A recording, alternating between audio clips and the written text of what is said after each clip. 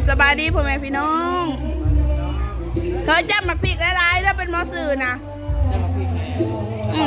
จำยังกับจำหลายๆโลด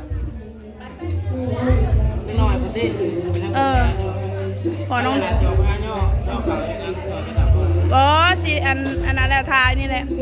พอน้องเดือนเป็นหมอสื่อพี่น้องกินดองไปแถวบน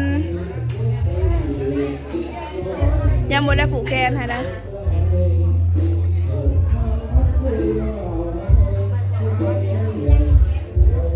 อันนี้เป็นผ้าขาวป่อนเจ้าสาวกับป่อนเคยเฮ้ยไข่แล้วก็บี้เคิงจับหมักผีกระจำจนขาวแดงโหจำเกลือเอาไอ้หูเพชรหูเข้มบอกพอต้องเดือน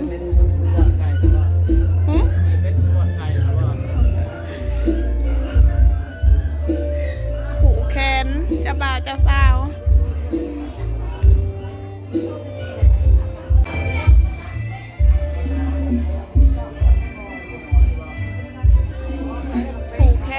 น้ำมนต์พี่น้องอันนี้แบบแกง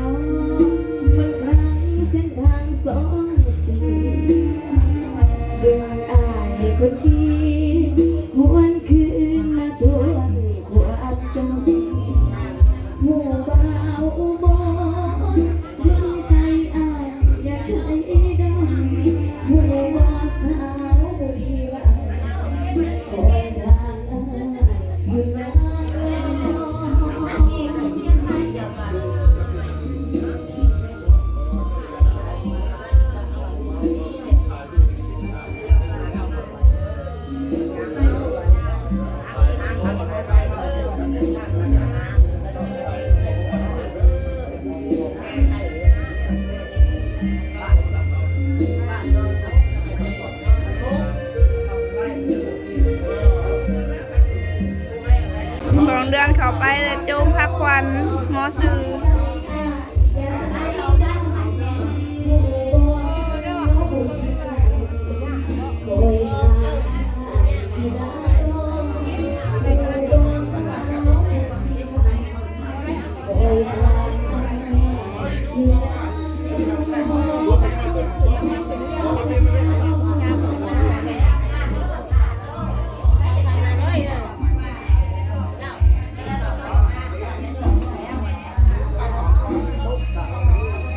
ตอบแซงเนาะไหมคะ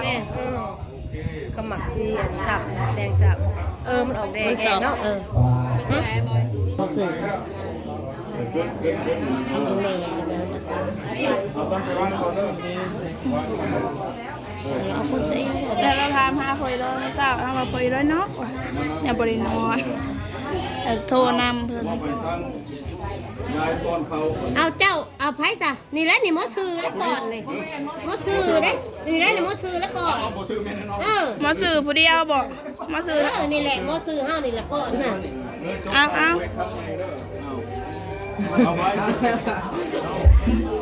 มอซื้อก็จำเป็นอีกเจ้าเป็นครั้งแรกมอซื้อใหม่2 คำเพื่อ2 คำอย่าปั้นแน่ไล่มันสิเกินบ่ลงเอาปั้นมันยังก็ได้มือขวากับป้อนไข่อ้ายมือซ้ายป้อนไข่นางแต่ว่ามันเด้อใส่เบื้องขวาเจ้าค่ะมือเบื้องซ้ายกับป้อนไปทางผู้หญิงไงไปทางนางอันนี้มือขวากับป้อนไข่ซ้ายกระใส่กระใส่ไข่กระใส่เบิร์ดกูแนวมันบ่ถือเขาง่ายบนนางได้นี่มือกลัวไม่ได้ยังมาเปลี่ยนกันใหม่นี่ครับเจ้าบ่าวเจ้าสาวแล้วใหญ่บ่นางง่ายมึงบ่ ถือกับแขนนี่ เออ มือกับแขน นี่บ่ มีเอาน้อยหนึ่งก็ได้บ่ขาย จำ เบ้ง ใครคะ ใช่มันมียิ่งนี่เป็นนี่ มือใส่ทั้งลุม ความยังสิบอกวิธีการจำบัดขู่แนว นั่นทั้งมะพริกทั้งเกลือนั่นทั้งอัน จำบัดขู่ค จำเบิดเกลือคำนั่นก็จำคำนี้ก็จำเบิด เห็นไปนี่เป็น ำต้นนี้ก็จำหมักพริกน้ ให้ข้ามให้คุณจำหลายมะพริกกับร้านกุสิพิษ ำจำหลายๆรถเอาง่ายขึ้นข้าวเอาง่ายขึ้น ง่ายขึ้นหมอสื่อจำเป็น หมอซื้อทำคุณ ทำคุณ คำคูณ เดียวทำเดียวนะทำเดียวบอกก็ไม่ทานไหน ตาบอก ว่ะ จะได้ทำเราผู้สองทำไมทำเดียวด้วย ส่วนร้ายมีแต่คำเดียวเนาะ เดียวมาด้วยนะทำเดียวทำเดียวทำเดียว แซ่บอยู่ดอกบ่จำเกลือสิละลายเนาะ เข้มนั่นแหละมันจะ มันจะหู้รสชาติ วันนี้ออกมาพี่เพื่อที่ได้สุมวัดสุมาปูยาวทำเพลงมาพี่เป็นนี่ ไปตะเพ่ง สิซ้อนสูตรนั้นหมอสูตร ไปน้ำหลังผัวเฒ่าไป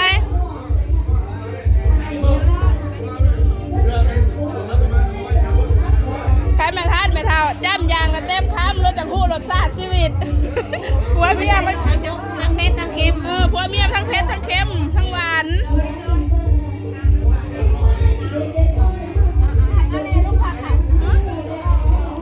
หมอสื่อใหม่พี่น้องเอ้ยกะผูกแขนหมอสื่อเนาะแล้วก็บอกแต่งเรียกแต่งงานหมอสื่อ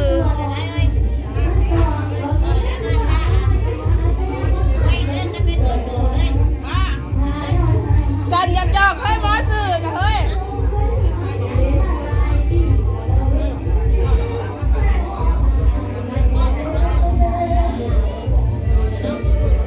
เช้าก็จนใหญ่ลูกก็ได้แต่งกันพี่น้องเอ้ยเปิดไปหาเงินมาไหนมันก็ง่ายแต่งงานไปหานำกันแล้วก็มาแต่งกันพี่น้องปาบ เคยใหม่กับบ่ใหม่ปานใดเนาะเคยใหม่3 ปีเลยหาก็ได้แต่งไปหาเงินสวยกันพี่น้อง นะลูกสาวนะ เพราะว่า อยู่ไหนอีเกิดประตูสูงๆนะน้องลำบน เพราะว่าทางเจ้าบ่าวคนกาบ่มีพ่อมีแม่พี่น้องเลยอยู่น้ำแม่เฒ่า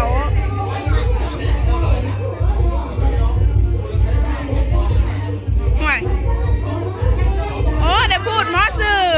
ได้พระโตกใหญ่ถ้าหมอสื่อนี่แบ่งครึ่ง นี่นะเฮ้ยมาโตแต่พวกคนใหญ่ สบายดีพี่น้อง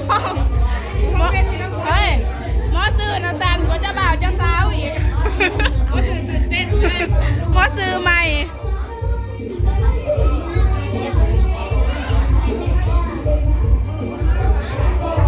แล้วก็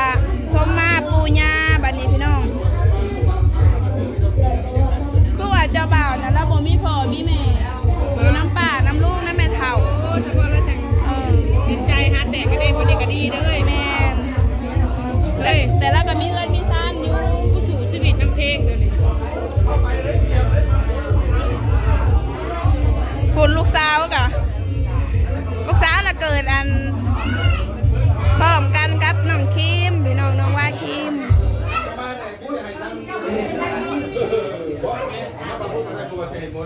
ให้คุณบอกว่าคุณต้องพูดเป็นคนนี้ให้ได้ไม่น้อยแต่ละคนเราเริ่มเทรนเดอร์เขามาแต่ละคนมันมาเป็นหายเขามาแต่ละคนเราคนเริ่มมาทางนี้เลยเจ้า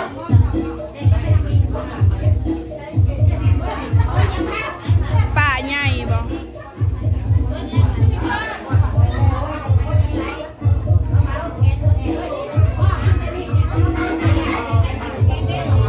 ยังม่วนอยู่ดองกับพี่น้องเลย นักร้องกับนักเอกว่ารับเรื่องคนได้พี่น้องคนมาเป็นเกียรติบวชในงานนั้นเนาะ แม่ น้องเควี่ได้พี่น้องหลายคนก็จะเคยได้ยินในคลิปอยู่ น้องปานิดา น้องปานิดาบ้านทางเอิญเควี่เนาะ ร้องกับพ่อพักอยู่พี่น้องคันเฮาบ่เมาปานใด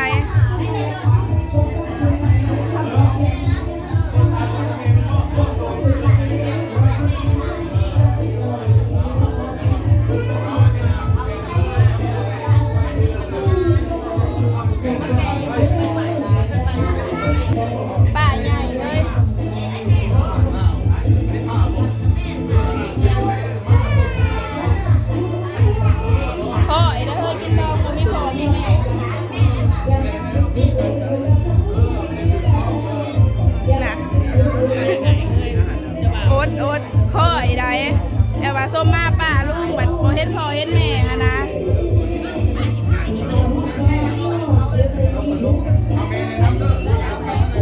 แม่น่ะตายเบิดเลย พ่อแม่เราเสียเบิด